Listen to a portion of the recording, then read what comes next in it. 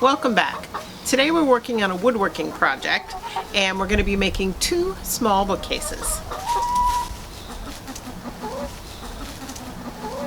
For our project today, we're going to be using 4 pieces of 1 by 12. 2 of them are 6 feet long and 2 are 8 feet long. We came up with that because Marilyn had designed these bookcases for, I guess, maximum use for the boards. We planned it all out. We know what lengths we need to cut things at, and the first thing we need to do is just measure our cut marks, make the lines, and get our pieces cut out.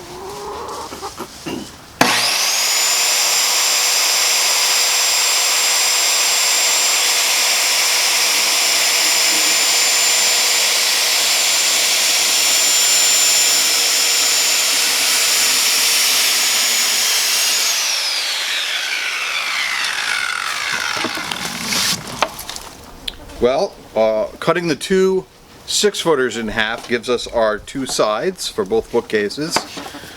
So now we just need to cut the 8-foot pieces up, and that's going to form our shelves and our top for the bookcases. Well, our 8-foot pieces are marked out. I have it marked for 3 shelves per bookcase, and the remaining piece, which is a little bit longer, is going to be for the top. We're going to be routing grooves into the side pieces, and that's what the shelves will fit into, and then we're going to route into the top and the sides will fit into that. So the whole thing will be kind of routed together, but it'll still be glued and nailed, and then we'll be cutting a back piece to go on just to kind of complete the bookcase. I put together this router table using some old plywood and an old skill saw base. It's kind of a temporary build. I haven't hooked up a power switch or anything on it yet, but once I get that all taken care of, or maybe I'll just plug it in and use it. I also put together this 3x3 that's adjustable, and that's going to work as my gate to help guide the wood nice and straight. It's adjustable so that I can adjust for where each of those slots are going to be for my shelves. And I tested it on this scrap piece of wood to make sure everything was working correctly, and it seems to work all right. Fingers crossed I don't mess this up because I don't have any spare wood now. So we're gonna get those grooves cut for the shelf sides, and hopefully everything works out. With a router, I'm definitely going to be wearing safety glasses. These things scare the crap out of me. Normally I don't wear safety glasses. I know I should, but with this I'm definitely going to be making sure I protect my eyes.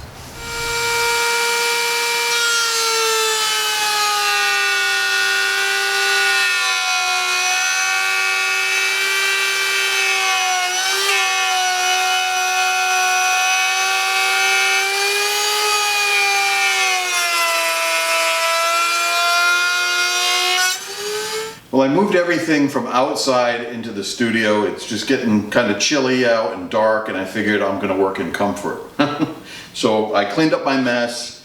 I've got my boards. I routed all 4 side pieces for the shelves. They'll stand this way. This will be the bottom, the middle shelf, the top shelf, and then we'll have a top sitting up here. I'm going to get all these put together, dry fitted, make sure everything fits first. But then I'm going to hammer everything together, a little bit of wood glue, a couple nails. I'll strap it all together, and when that's done, I'll bring you back and I'll show you how I'm going to mark for the top and why I waited until the end for that. But we'll get the top marked, routed, put on, and then we just have to do a few embellishments, make them look pretty, and they're ready to go.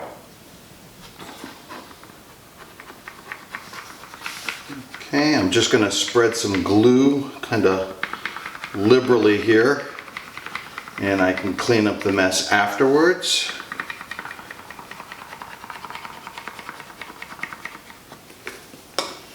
And then we'll be taking our shelves, lining them up.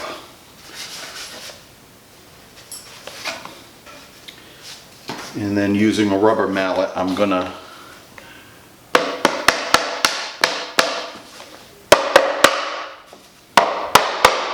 make sure they're seated well. And I'm going to do all 3 shelves, and then we'll flip this over onto the other side and get that glued up. And now I'm going to get the top or the other side of the bookcase lined up. This is always the fun part.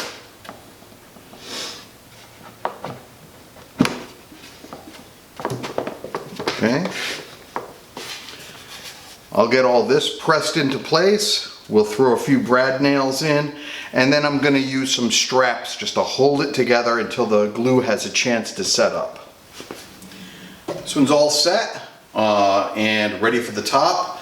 The second bookcase still has the strapping around it, and we're waiting for the glue to thoroughly dry. But the reason I waited to do the top till I got to this stage is because of the different variables of how far apart these were going to be. And a lot of that was, I suck at math, for one. For another, depending on how tight these shelves fit, really was going to determine where these lay. Also, if they were a little bit catty-wonkered, that could also change.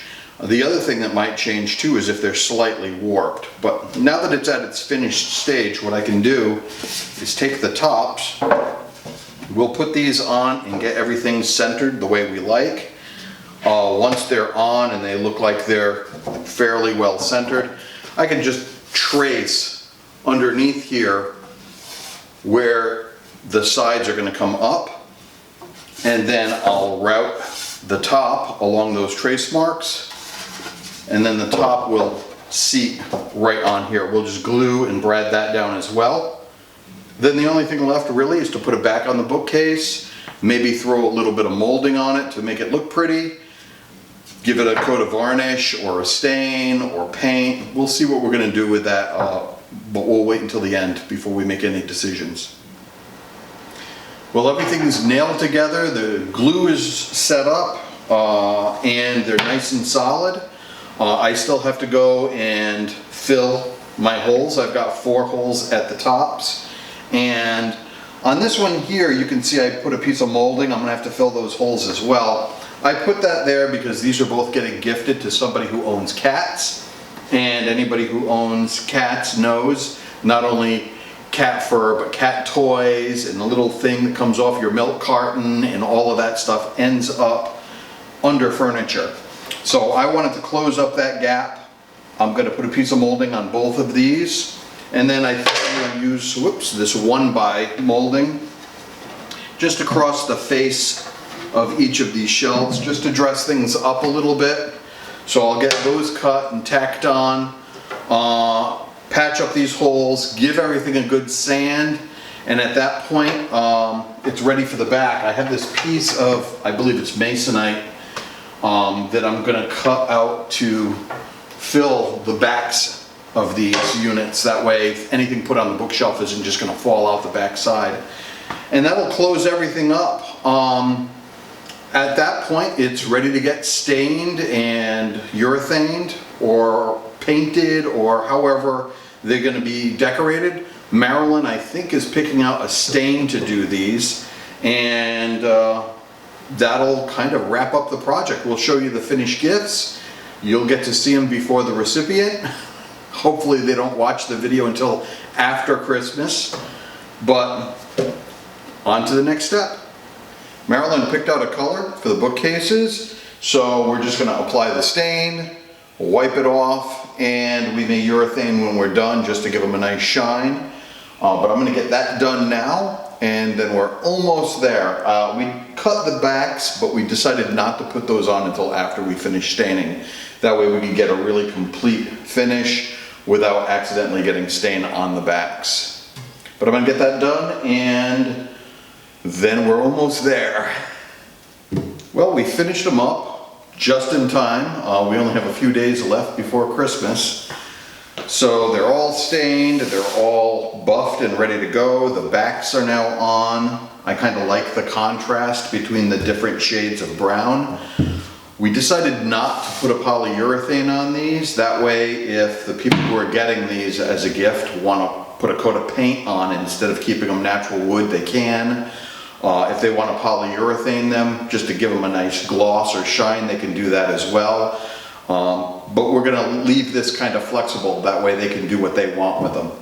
But it was a fun project, didn't really cost a lot of money, and it allowed us to give 2 kind of heirloom bookcases to someone, or actually to 2 people.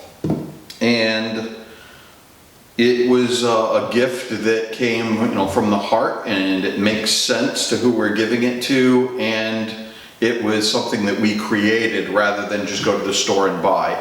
If you like to make gifts for people, if you're crafty or want to be more crafty or had a great idea for Christmas this year, put it down in the comments and share it with everybody, because everybody plays off of everybody else's creativity. This isn't original from my brain. I'm sure I got a lot of inspiration from Pinterest or from other people's images. So go ahead and share what you did for Christmas down below, and if you want to see more videos like this, give us a like. Make sure to subscribe, share the video with friends that you might think would be interested in these type of videos. And until next time, see you later.